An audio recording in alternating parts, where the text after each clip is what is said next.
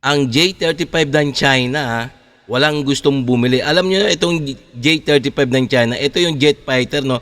Bagong jet fighter na ginaya lang naman yata sa America yung technology. Walang gustong bumili nga, no? Kahit Saudi Arabia, inaalok nila ang Saudi Arabia na bumili ng kanilang jet fighter, tumatanggi rin sa alok. Ayan, ganyan ang mga gawang mga gawang China. Walang bumibili kasi nga low quality. So, ito yung pamagat ito yung pamagat na ating bibigyan ng reaction komentaryo, criticism, kung ano man inyong sa loobin, pwede rin naman kayo magbigay ng reaction diyan sa baba at komentaryo. Okay? So, ngayon, kung bago ka pa lang sa aking channel, please like and subscribe na lang muna sa ating YouTube channel bago tayo mag-umpisa. Okay? And also, please paki-subscribe din kay kay Summit Media Philippines. So, bibigyan lang natin reaction to. Please paki-subscribe din sa kanya, no? So, sa kanya itong video na ating bibigyan ng reaction. Okay? Umpisa na natin Iniyayag ng China sa publiko na ang Shenyang G-35A ay isang land-based na stealth fighter na matagal nang binuong ulit, dati ay nakikita lamang sa hindi opisyal at madalas na hindi magandang kalidad na imahe nito. Habang tinitingnan natin ngayon ang sasakyang pangipapawid, maraming tanong ang nanatili, lalo na ang tungkol sa mga plano ng People's Liberation Army Air Force para dito.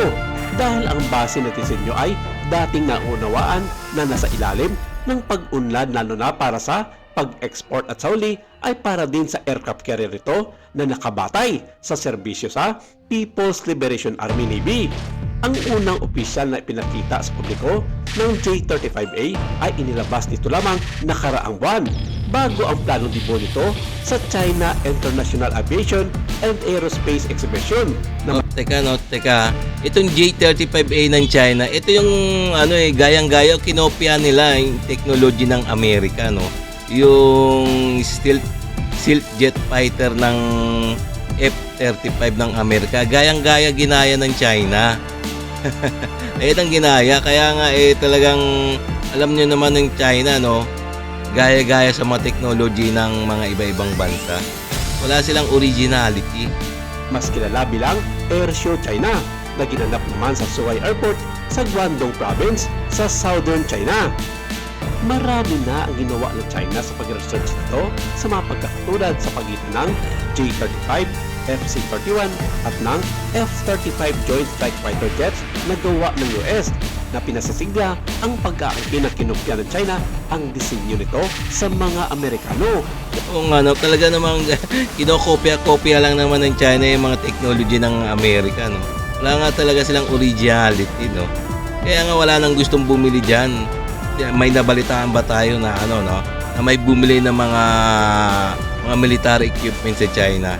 Wala, di ba? O hindi bababa sa ginamit nito ang ninakaw na data upang paun na rin ang kanilang mga kaalaman sa paggawa ng mga dekalidad ng mga sasakyang pangipapawid. Bagamat walang duda na ang China ay nakakuha ng classified data sa isang hanay ng mga sensitibong Western military programs at ang F-35 program sa partikular, ito ay hindi nangangahulugan na ang jet ay kinopya lamang. Sa katunayan, ang China ay hindi maaaring kopyahin ang F-35 na tinaguriang isa sa pinaka-high-tech at advanced na fighter jet sa buong mundo.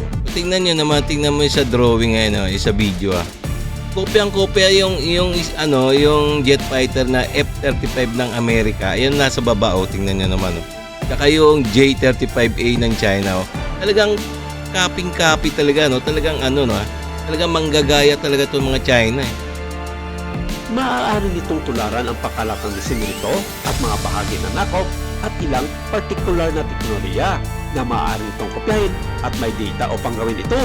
Ngunit ang idea na ito ay isang direktang kopya ay tahasang mali at isang karaniwang trophy pagdating sa paghahambing ng dayuhang hardware ng militar na may mga disenyo ng USA.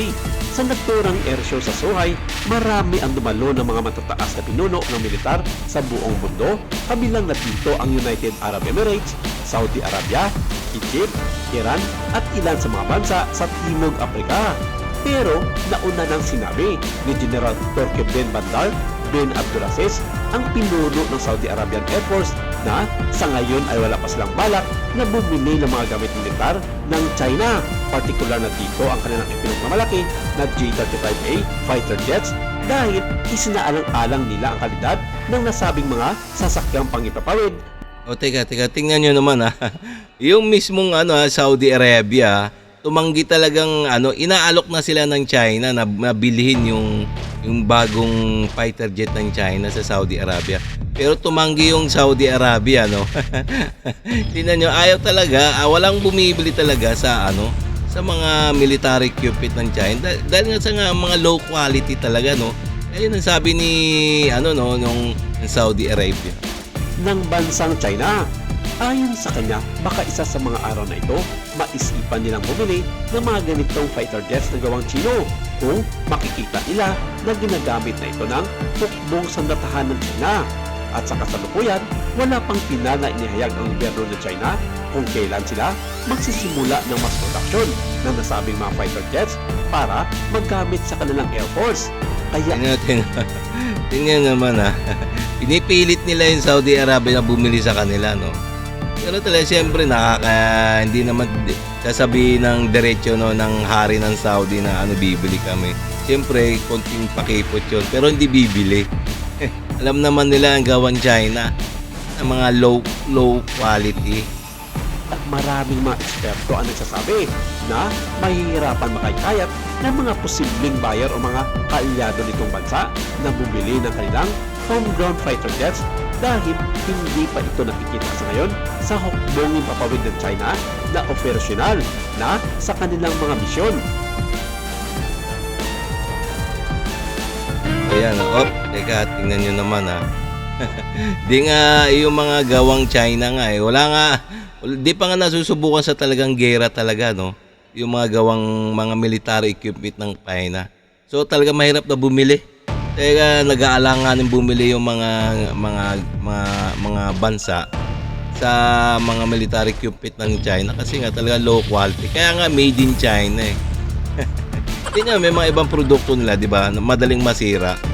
Di ba? Maski yung mga produktong galing sa China, mga made in China, di ba? So talagang nag-aalanganin talaga sila, no? Lalo yung mga military equipment ng China. Mahirap na bumili diyan. Baka nga hindi nga lumilipad yan o baka nga hindi nga lumilipad yung mga missile niyan Kaya nga low quality. Lokong talaga itong mga China na to. Okay, no? Kung nagustuhan nyo yung mga ganito mga reaction video, please kung bago ka pa lang sa aking channel, please like and subscribe na lang muna sa ating YouTube channel and paki-share na rin and sa ganun maikalat ni YouTube ang ating video sa mga other netizens pa. Okay?